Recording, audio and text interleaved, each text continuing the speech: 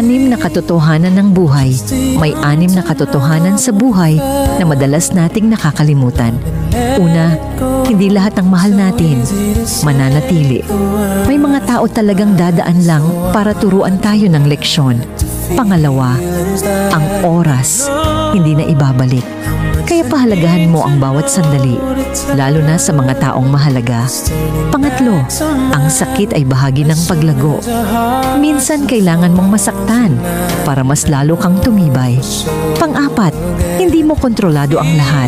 Kaya matuto kang magtiwala sa Diyos at sa takbo ng buhay. Pang-5, ang tunay na yaman ay hindi pera, kundi ang pamilya, kaibigan, at mga taong tunay na nagmamahal sa'yo. At pang-6, lahat tayo ay may hangganan. Kaya habang may pagkakataon, magmahal, magpatawad, at maging totoo. Ito ang mga katotohanan ng buhay na dapat nating alalahanin